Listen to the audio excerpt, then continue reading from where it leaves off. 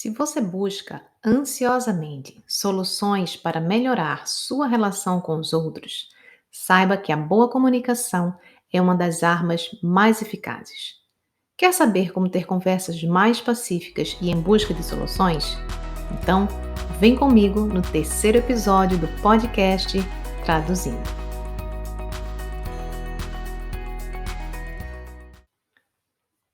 Seja bem-vindo, seja bem-vinda ao terceiro episódio do podcast Traduzindo. Este é um podcast que vai te ajudar a ter mais tempo para o que realmente importa para você. Eu sou Juliana Didier, professora, mestre e especialista em bem-estar digital e meditação mindfulness, ou atenção plena. Aqui no podcast Traduzindo, eu vou fazer a curadoria dos melhores livros, alguns publicados apenas em inglês, para te ajudar a conquistar uma vida digital e offline mais feliz e equilibrada. A minha intenção é que ao final de cada episódio você possa aprender novos caminhos para resgatar o seu foco, proteger sua atenção e emoções das distrações digitais e lidar melhor com a ansiedade. Para você que escuta esse podcast pela primeira vez, o Traduzindo é um podcast mensal. Eu leio, traduzo, resumo e analiso para entregar tudo mastigadinho para você. Na análise, vou compartilhar o que eu gostei e os melhores insights do livro. No final do episódio, eu vou revelar. Recomendo o livro? Com a resenha completa do livro em apenas 30 minutos, você vai saber se vale a pena ou não ler a versão completa, economizando assim o seu precioso tempo. Fica o convite também para você me seguir nas redes sociais. No Instagram, o meu perfil é o @digital.equilibrium. Você me encontra também no Facebook e no YouTube como Digital Equilibrium.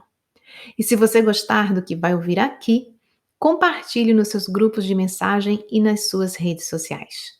O que faz bem para você pode fazer para outras pessoas também.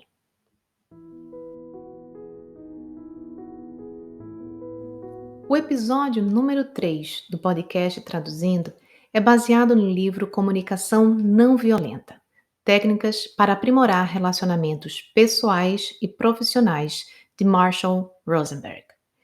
Em um mundo violento, cheio de preconceitos, conflitos e mal-entendidos, buscamos soluções para melhorar nossa relação com os outros. Grande parte dos problemas entre casais, pais e filhos, empregados e empregadores, vizinhos, políticos e governantes pode ser amenizada e frequentemente evitada apenas com palavras.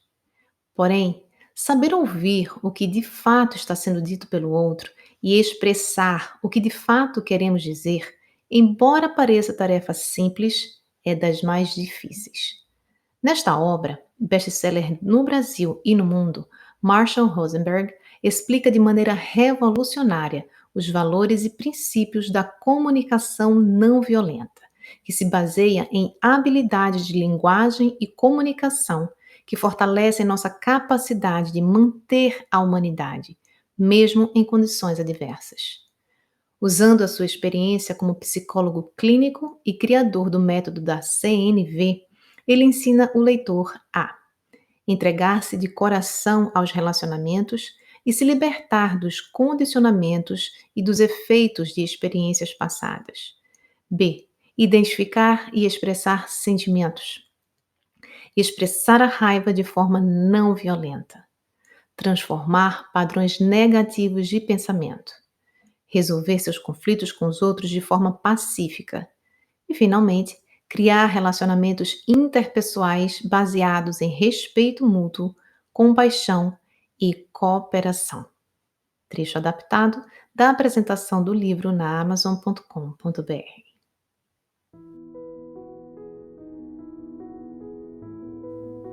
Como descobrir esse livro? Quem me indicou o livro CNV, Comunicação Não Violenta, foi o meu marido, há cerca de 1 ano atrás. O mais interessante foi a observação dele.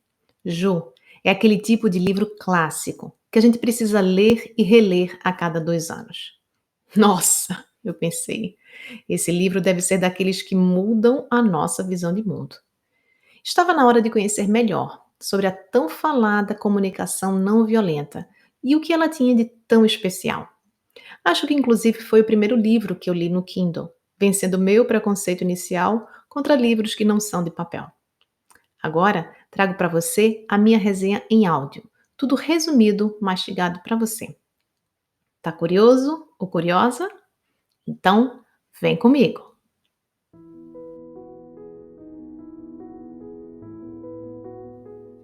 Vamos conhecer primeiro quem é o autor do livro? Eu não sei vocês, mas eu só invisto meu tempo para ler um livro quando eu descubro quem é o autor. Eu tendo a confiar mais nos meus pares, professores ou pesquisadores que não estão escrevendo baseado só em achismos, mas em evidências científicas. Marshall Bertrand Rosenberg, nascido em 6 de outubro de 1934 e falecido em 7 de fevereiro de 2015, foi um psicólogo, mediador, autor e professor norte-americano. No início dos anos 60, ele desenvolveu a comunicação não violenta, um processo para incentivar a parceria e resolver conflitos, focando no indivíduo, nos relacionamentos e na sociedade. Ele trabalhou no mundo todo como um pacificador e, em 1984, fundou o Center for Nonviolent Communication, uma organização internacional sem fins lucrativos, na qual atuou como diretor de serviços educacionais. Interessou?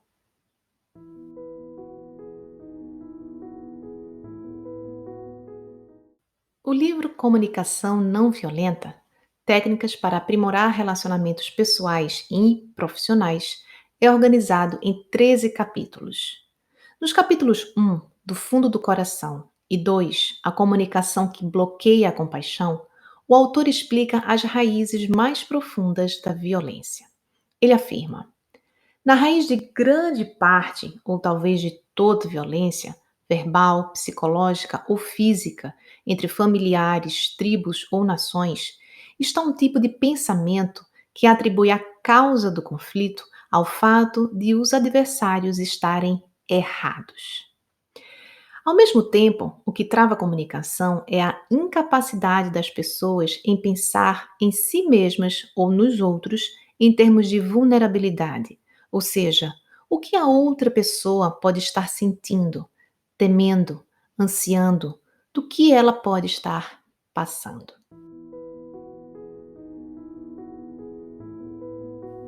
Gente, quem nos últimos anos não passou por algum desentendimento familiar, por problemas de comunicação nas redes sociais, que atire a primeira pedra. Eu mesma, com toda boa intenção em alertar as pessoas sobre a importância de usar as redes sociais com cuidado, protegendo suas emoções, eu fui acusada de estar propagando a separação das famílias. Eu fiz um vídeo alertando as pessoas sobre os impactos emocionais negativos de estar em certos grupos de WhatsApp em que as opiniões não são respeitadas e que, em alguns casos, seria melhor sair do que permanecer. Eu me referia àqueles grupos em que embates políticos e fake news, ou notícias falsas, são propagadas, muitas vezes, com as melhores intenções. Mas eu acolhi o desabafo, sem responder no mesmo tom. Tentei exercitar a empatia e pensar: o que essa pessoa está sentindo de verdade? Medo, solidão, tristeza, raiva, revolta? Se eu estivesse no lugar dela, como eu me estaria me sentindo? No seu livro, o professor Marshall descreve uma situação que até hoje eu não esqueço. Ele estava na negociação de um conflito na Palestina em que uma das pessoas da audiência gritou lá atrás: assassino! Assassino de crianças inocentes! A acusação foi dirigida a ele, em plena negociação na frente de todos. Mas, na verdade, a raiva daquele indivíduo não era exatamente contra a pessoa do professor Marshall, mas contra o que ele representava ao ser um cidadão norte-americano. A raiva era contra as empresas norte-americanas produtoras de armamentos, e em particular de bombas espalhadas pelo solo, em que as crianças pisavam e se acidentavam, muitas vezes morriam, enquanto brincavam ou caminhavam. Mas usando as técnicas da comunicação não violenta, ele conseguiu não se deixar atingir pessoalmente pela acusação e foi investigando, pergunta após pergunta, pacientemente e sem julgamento, o que realmente estava por trás daquela raiva e qual era a necessidade não atendida.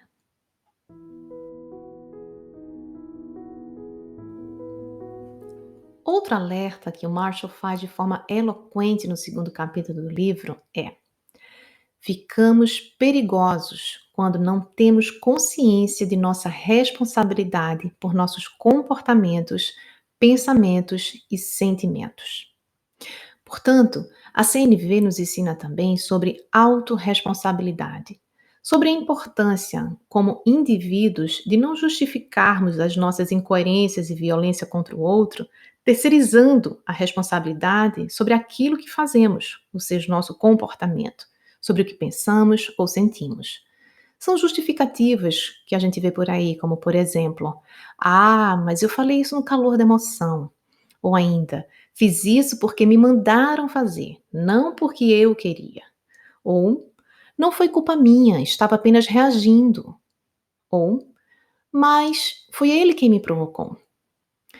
Marshall afirma ainda que acredito ser do interesse de todos que as pessoas mudem, não para evitarem punições, mas por perceberem que a mudança as beneficiará.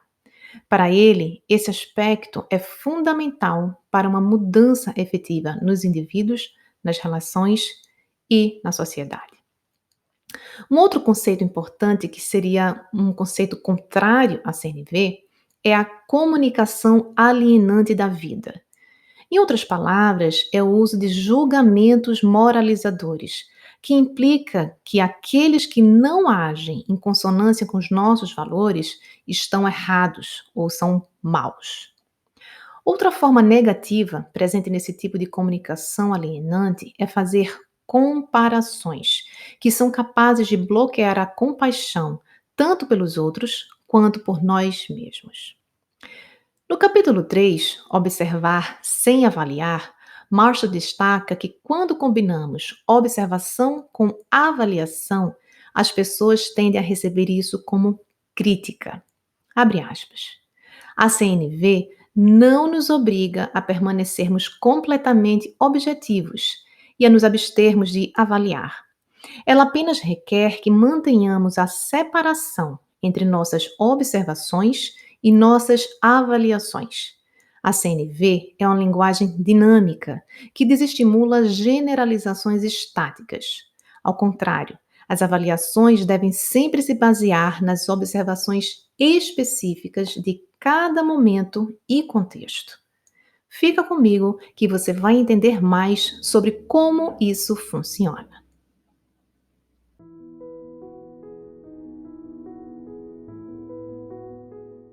No capítulo 4, identificando e expressando sentimentos, e no capítulo 5, assumindo a responsabilidade por nossos sentimentos, Marshall se aprofunda naquilo que é a raiz dos conflitos, a dificuldade que muitos de nós têm em expressar os seus próprios sentimentos. Muitas vezes, ainda quando crianças, somos ensinados a estar direcionados aos outros, em vez de em contato com nós mesmos. Aprendemos a ficar sempre imaginando: o que será que os outros acham que é certo eu dizer e fazer? Com relação à forma como somos educados nas nossas famílias, o autor faz uma crítica ao que chama de motivação pela culpa. Ou seja, o mecanismo básico de motivação pela culpa, segundo ele, é atribuir a responsabilidade por seus sentimentos a outras pessoas. Quando os pais dizem, por exemplo, mamãe e papai ficam tristes quando você tira notas ruins na escola. Eles estão deixando implícito que as atitudes da criança são a causa da felicidade ou infelicidade deles. Entretanto, se crianças que assumem esse tipo de responsabilidade mudam de comportamento, conforme os desejos dos pais, elas agem não de coração, mas apenas para evitar a culpa. As mulheres, em especial, estão sujeitas a críticas. Durante séculos, a imagem da mulher amorosa tem sido associada ao sacrifício e à negação de suas próprias necessidades com o objetivo de cuidar dos outros. Devido ao fato de as mulheres serem socialmente ensinadas a considerar o cuidado com os outros como sua maior obrigação, elas muitas vezes aprenderam a ignorar as próprias necessidades.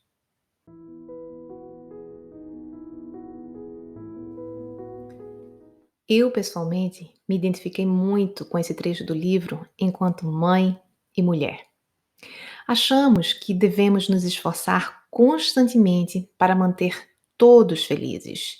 Se eles, os nossos filhos, marido, não parecem felizes, sentimos-nos responsáveis e compelidos a fazer alguma coisa a respeito. Isso pode facilmente nos levar a ver as próprias pessoas que são mais próximas de nós como fardos.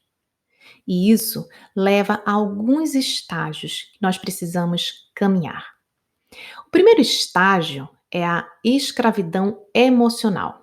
Vemos a nós mesmos como responsáveis pelos sentimentos dos outros, e isso pode ser muito prejudicial, principalmente em relacionamentos íntimos e familiares, em que aquele que se sente responsável acaba sentindo-se aprisionado e ansioso na relação.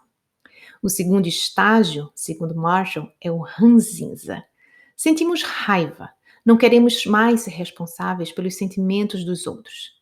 Nessa fase, tomamos consciência do alto custo de assumir a responsabilidade pelos sentimentos dos outros e por tentar satisfazê-los em detrimento de nós mesmos. Tendemos a fazer comentários ranzinzas, como por exemplo: o problema é seu, não sou responsável por seus sentimentos. Terceiro estágio, a libertação emocional.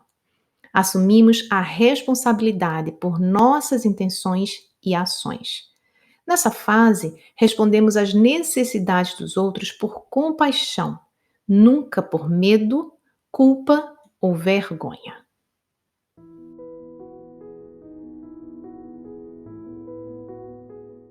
No capítulo 6, Pedindo aquilo que enriquecerá nossa vida, o autor traz logo no início um exemplo de situação vivenciada em um dos seus seminários. Uma mulher, frustrada porque o marido estava passando tempo demais no trabalho, descreveu como seu pedido tinha se voltado contra ela. Pedi que ele não passasse tanto tempo no trabalho. 3 semanas depois, ele reagiu, anunciando que havia se inscrito num torneio de golfe. Para evitar isso, além de utilizarmos uma linguagem positiva, devemos evitar frases vagas, abstratas ou ambíguas e formular nossas solicitações na forma de ações concretas que os outros possam realizar.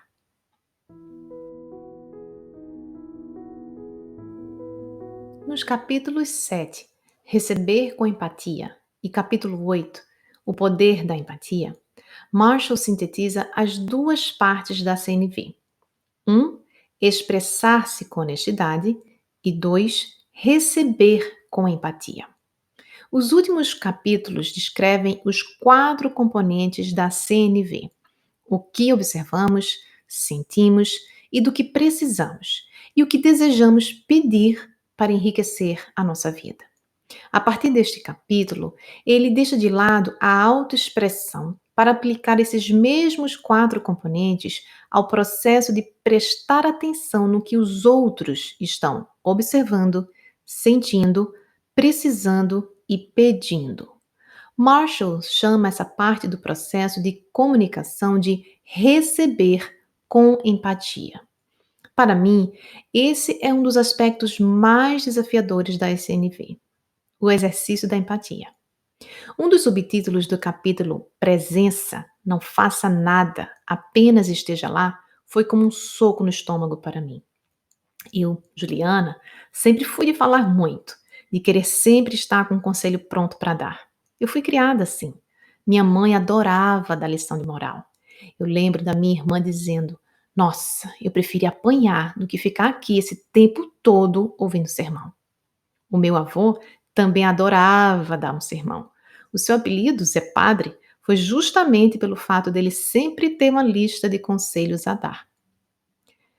Marshall explica, no entanto, que todos nós queremos que nossas palavras enriqueçam os outros e não que sejam um fardo para eles. Isso significa que, mais do que aprender a falar para nos comunicar, precisamos aprender a ouvir. Para ele, empatia é esvaziar a mente e ouvir com todo o nosso ser. Percebe a profundidade dessa frase? Ouvir com todo o nosso ser. Isso significa que é ouvir e não ficar julgando, ou pensando na resposta enquanto o outro fala, ou distraído com coisas externas ou com o celular. A empatia é a compreensão respeitosa do que os outros estão vivendo. Ao nos relacionarmos com os outros, a empatia ocorre somente quando conseguimos nos livrar de todas as ideias pré-concebidas e sem julgamento a respeito dos outros. Aqui vão alguns conselhos do autor sobre como exercitar mais a empatia. Primeiro, pergunte antes de oferecer conselhos ou estímulos. 2. Cuidado. A compreensão intelectual bloqueia muitas vezes a empatia. Ao invés de elaborar intelectualmente, apenas escute e acolha. Nesse sentido, o autor aprofunda e defende que não importa o que os outros apenas digam, o que nós precisamos é ouvir o que eles estão observando, sentindo, necessitando e pedindo.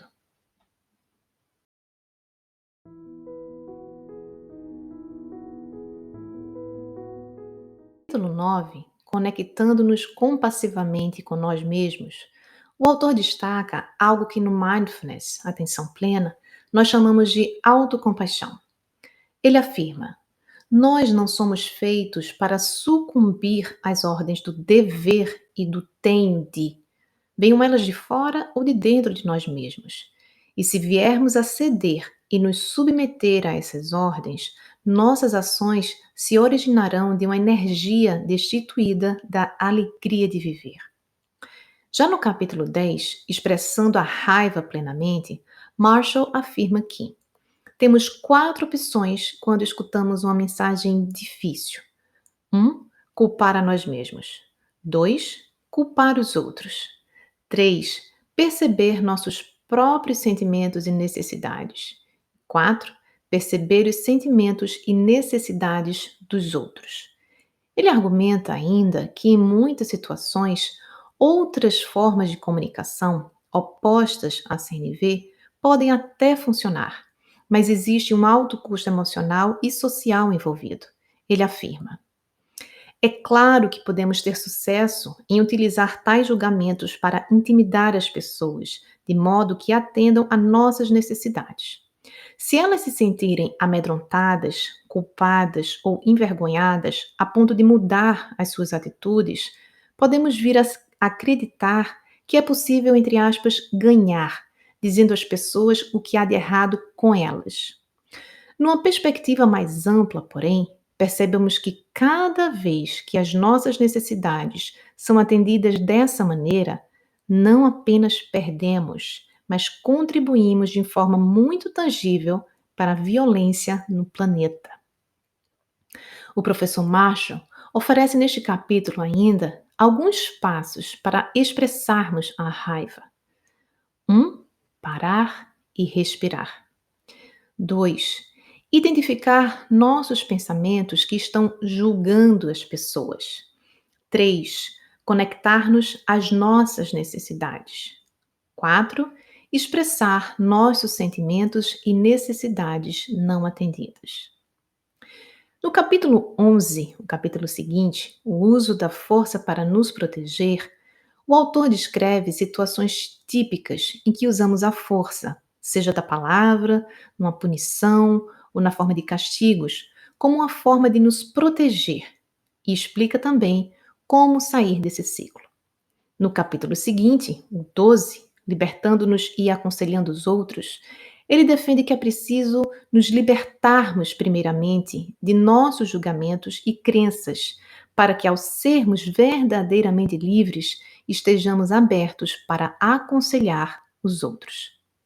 No capítulo 13, expressando a apreciação na comunicação não violenta, o autor toca fundo na questão de que alguns cumprimentos e elogios muitas vezes são julgamentos dos outros, ainda que positivos. Ele defende: expresse a apreciação como uma forma de celebrar e não de manipular.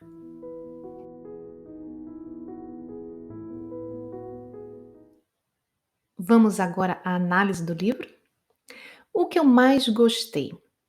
Bom, primeiro, a vulnerabilidade do autor de compartilhar situações vivenciadas dentro da sua própria família, reconhecendo que até para ele é difícil vivenciar na prática a CNV e que precisamos praticar, praticar e praticar.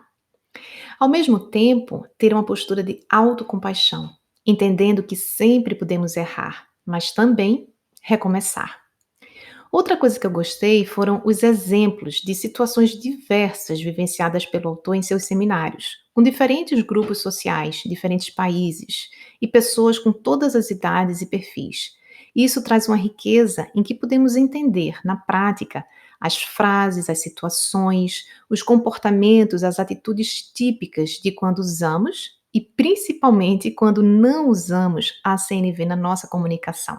Os exemplos dão muita clareza. Eu adorei. O que eu não gostei? Honestamente, não teve nenhuma parte do livro que eu não tenha gostado. Até as provocações me fizeram enxergar que eu preciso sempre corrigir a minha forma de me comunicar e expressar os meus sentimentos. Isso foi super importante para mim. Maiores lições que eu tirei. Lição 1. Conecte-se com sua família. O autor diz no trecho do livro: em nossas famílias, o preço se torna alto quando os membros não são capazes de comunicar as suas emoções. Na nossa cultura hiperdigital, alguns pesquisadores já começam a denominar a geração dos adolescentes atualmente da geração do quarto. Esse isolamento e dificuldade de comunicação interpessoal, que já existia há décadas, infelizmente só tem se agravado quando não estabelecemos nossos momentos sagrados longe do digital. Se você não estabelecer claramente o que eu chamo de momentos sagrados, quem irá fazer isso por você? A questão fundamental aqui é pensar. Sem tempo e sem espaços para conversarmos com quem mais amamos, como poderemos criar uma conexão genuína e laços de confiança? Precisamos entender que a escuta ativa, com afeto, sem julgamento, com atenção plena, sem distrações, é a base do relacionamento humano. A lição número 2 que eu tirei é: optar por não se ofender é uma escolha. Nas redes sociais, sobretudo quando a gente observa o fenômeno de muita agressividade ou o chamado haterismo, aquelas pessoas que destilam o ódio quase como uma profissão, a gente acha que é impossível não se ofender. Existe esse problema, mas se ofender pode ser uma escolha. Outras pessoas são gentis face a face, mas se sentem como que invisíveis no digital e assumem uma persona raivosa que fala nas redes sociais ou grupos de mensagens aquilo que jamais teriam coragem de falar cara a cara com alguém. O fato é que, infelizmente, sejam os haters, sejam as pessoas mais gentis pessoalmente, nós não temos controle sobre o que os outros dizem, nem sobre as ofensas que podemos receber. Mas podemos escolher dar uma resposta diferente àquela ofensa. Podemos quebrar o ciclo de hostilidade ao não responder uma ofensa com outra ofensa. O que nos leva à terceira lição que eu tirei do livro Comunicação Não Violenta. Lição 3: opte pela resposta não hostil. Isso não demonstra fraqueza, mas autocontrole. Muitas vezes, a nossa preocupação principal numa discussão não é o entendimento, mas ganhar a briga, ou seja, vencer o argumento ou a discussão. Queremos dar a palavra final, movidos muitas vezes por pura vaidade, pelo desejo de estar sempre certo, de sermos o dono da razão. E aí vamos alimentando o embate, seja nas redes sociais, seja na família, seja no trabalho. Mas se você entender que quebrar o ciclo de hostilidade é, na verdade, uma demonstração de autocontrole, a perspectiva é outra. Você precisa, portanto, mudar a sua mentalidade de bateu, levou, para uma outra mentalidade. Tenho autocontrole. Eu sou forte o suficiente para não colocar mais fogo nessa fogueira. Assim, antes de responder no calor da emoção a uma ofensa, pare, respire e pense. Eu não vou responder com hostilidade. Eu sou forte. Eu consigo. Lembre-se, você nunca pode apagar um fogo com mais gasolina. E é isso que a raiva faz na discussão. Só alimenta o discurso de ódio. Faça a sua parte e busque a conciliação, exercitando a empatia e utilizando as ferramentas da CNV.